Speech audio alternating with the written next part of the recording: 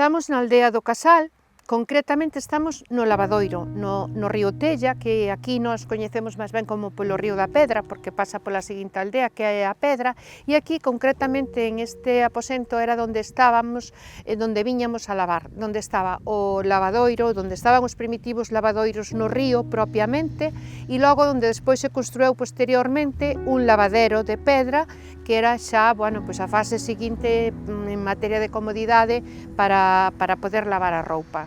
Eu son Carmen Casal,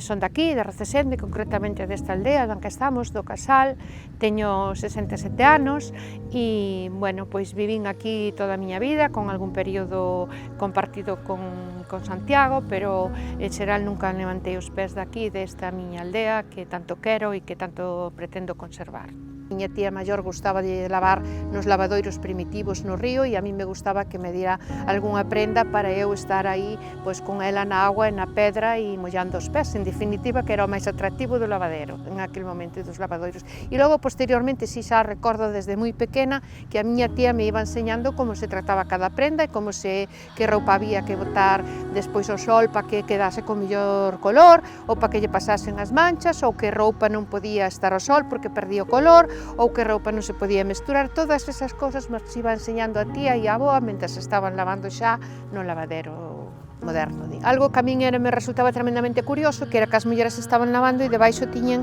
pois unha bañeriña, non? Un cacharriño ou un caldeiro de zinc ou o caldeiro do pozo,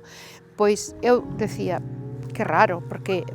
teñen a bañera coa súa roupa, a veces dúas porque iban botando a roupa un pouco a ablandar, digamos, e entonces ese cacharriño era como un recurso para esconder aquelas prendas que non querías que che visen, sobre todo os homes. Aquí non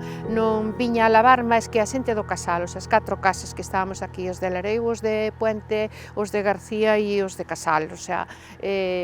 éramos moi, o sea, a afluencia era moi reducida, 5 ou 6 familias, sí, que repartíamos esa agua por horarios durante a semana para regar os prados porque, bueno, pois é unha zona moi fértil e que daba pois moita ferraxe para manter os animais e para despois secar para deixar a erva seca para o inverno. O sea, moita xente pasaba por aquí porque era o camiño das aldeas de arriba, de máis atrás, para pasar para Cacheiras, para a carretera, para o autobús e para o médico que estaba en Cacheiras, que, bueno, que se podía chegar por outras 3 vías, pero que por aquí era un camiño de pasada tamén. E entón tamén, bueno, pois aquí era un pouco decir, ai, pasou fulanito porque iba para o médico, non? E tamén daba lugar, pois eso, a despois preguntar que pasaría ou como continuaría esa historia. Aquí, cando, bueno, pois querías enterarte de algo ou tiñas algo que comentar ca veciña do outro lado do camiño, ca que vivías un pouco de espalda con espalda, aproveitabas cando viñas a lavar para encontrarte con eles e para facer o comentario do que correspondera en aquel momento, ou para comentarlle que che parira a vaca, ou que venderas os porcos, ou que a ver que se parecera pois aquelo que pasou na outra aldea de alá, ou ai, Dios mío, pois mira que mala suerte houbo en esa aldea, ou en esa casa, ou en esa familia, un pouco como, bueno, un centro de encontro, o que sería hoxe o noso centro sociocultural.